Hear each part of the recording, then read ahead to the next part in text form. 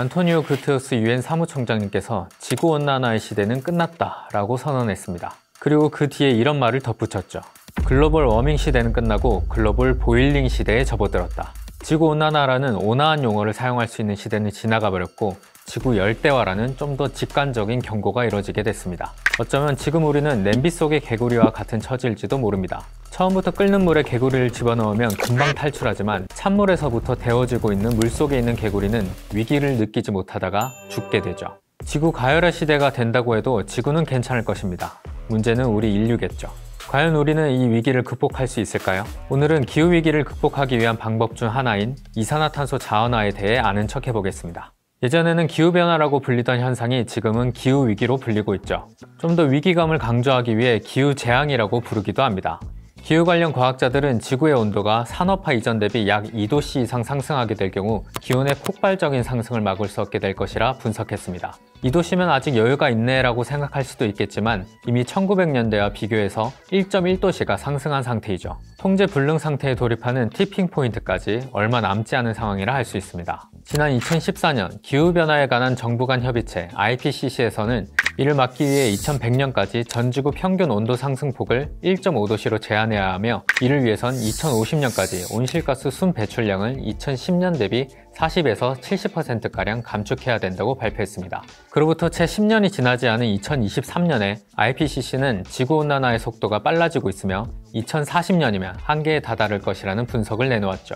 10년 사이에 지구온난화의 시점이 10년 앞당겨진 것입니다. 지구온난화를 이해하기 위해서는 먼저 온실효과에 대한 이해가 필요합니다. 온실효과는 태양의 열이 지구로 들어와서 나가지 못하고 순환되는 현상을 말합니다. 태양에서 방출된 빛 에너지는 지구의 대기층을 통과하면서 일부분은 대기에 반사되어 우주로 방출되거나 대기에 흡수되고 약 50% 정도의 햇빛만 지표에 도달하게 됩니다. 지표에 흡수된 빛 에너지는 열 에너지나 파장이 긴 적외선으로 다시 방출됩니다. 방출되는 적외선의 반 정도는 대기를 뚫고 우주로 빠져나가지만 나머지는 구름, 수증기 또는 이산화탄소 같은 온실효과 기체에 의해 흡수되고 온실효과 기체들은 이를 다시 지표로 되돌려 보내죠. 이와 같은 작용이 반복되면서 지구의 온도가 올라가게 됩니다.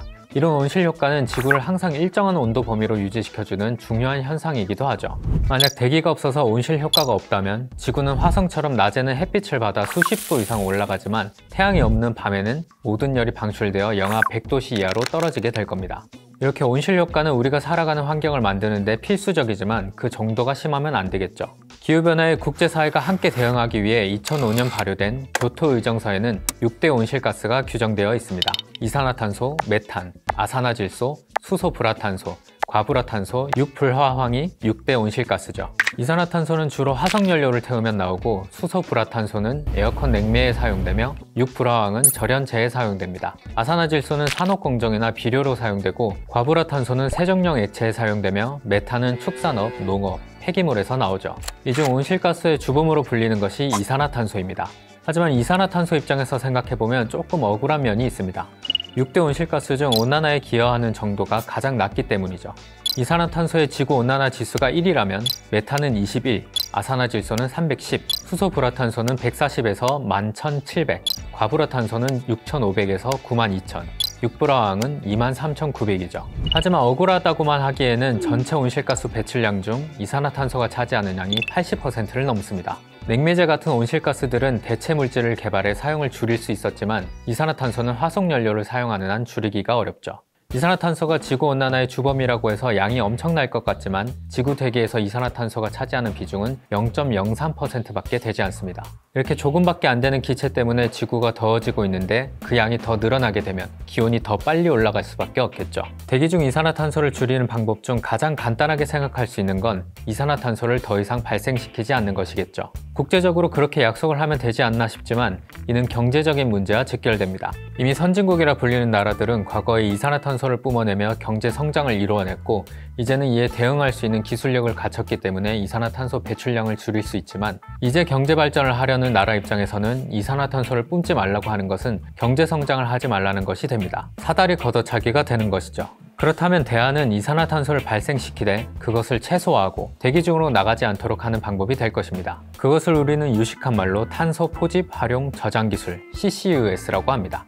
이산화탄소 포집 기술은 여러 물질이 혼합된 배기가스에서 이산화탄소를 분리해서 모으는 기술입니다. 이산화탄소가 대규모로 배출되는 공장 굴뚝 같은 배출원에 용매가 들어있는 흡수제를 결합시켜 이산화탄소만 회수하고 나머지 가스를 배출하는 거죠. 한국에너지기술연구원에서는 1톤당 27달러 이하의 비용으로 이산화탄소를 90% 이상 회수할 수 있는 기술을 개발하기도 했죠.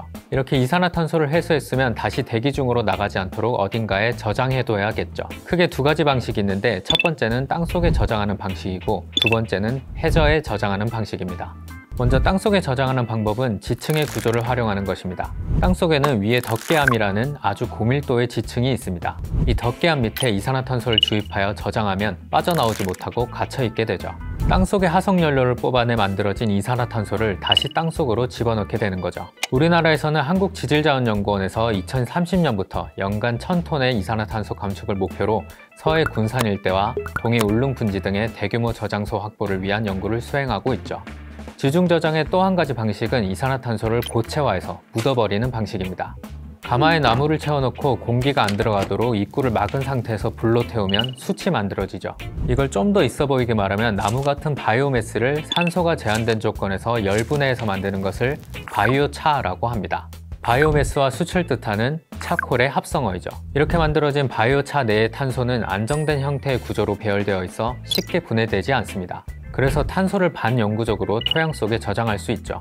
거기에 더해서 숯과 비슷하게 입자 사이에 틈이 많아 땅에 묻을 경우 양분 보유 능력도 높아지고 통기성도 좋아지게 되어 비료 사용량을 줄일 수 있고 좋은 미생물도 자랄 수 있어서 농사에 도움이 되죠. 그래서 바이오차는 대기 중 탄소량을 줄이는 탄소 네거티브 기술이기도 합니다. 해양 저장의 경우 1000m에서 3000m 정도의 해저에 기체 또는 액체 상태의 이산화탄소를 직접 분사해서 저장하는 방식이죠. 미국, 일본, 호주, 노르웨이 등에서 관련 프로젝트를 수행하고 있지만 깊은 해저까지 이산화탄소를 운반하는 데 드는 비용도 클 뿐더러 이산화탄소가 용해되면 수소이온이 생겨 해양 산성화가 일어나게 되고 이는 해양 생태계에 다양한 문제점을 일으키기 때문에 아직은 적용할 수 없는 기술이기도 합니다. 탄소를 땅에 묻어버리려고 하다 보면 비용도 들고 좀 아깝다는 생각이 들기도 합니다. 그래서 이걸 활용해보고자 하는 연구도 진행되고 있죠. 이걸 탄소 자원화라고 합니다. 탄소 자원화는 크게 세 가지 분야로 분류할 수 있습니다. 이산화탄소를 화학적 변환을 통해 화학 제품의 원료인 메탄올, 메탄 등으로 전환하는 화학 제품 생산, 칼슘연과 같은 광물질과 반응시켜 건축 자재 등을 생산하는 광물 탄산화, 플랑크톤과 같이 이산화탄소 흡수가 빠른 미세 조류에게 먹이로 준 다음 이를 원료로 전환하는 바이오 연료 생산이 있죠. 한국화학연구원에서는 이산화탄소를 휘발유의 원료인 나프타로 직접 전환하는 기술을 개발하기도 했습니다. 너 티야 라는 말을 자주 듣게 되는 제 입장에서는 지구온난화의 주범은 이산화탄소가 아니라 인간이란 생각이 듭니다. IPCC에서도 지구온난화의 원인이 인간 활동 때문이라는 것을 명시했죠. 그럼 이산화탄소를 줄일 게 아니라 인간을 우리 인류가 만든 이 문제를 인류가 해결해 나갈 수 있도록 과학기술을 더욱 발전시켜 나가야겠다는 생각을 해보면서 이 영상이 CCUS에 대해 조금 아는 척하는 데 도움이 되셨다면 구독, 좋아요 눌러주시고 궁금한 과학기술이 있다면 댓글에 남겨주세요. 여러분이 언젠가 아는 척 해볼 수 있도록 제가 대신 공부해서 아는 척 해보겠습니다. 과학기술이 세상을 바꿉니다.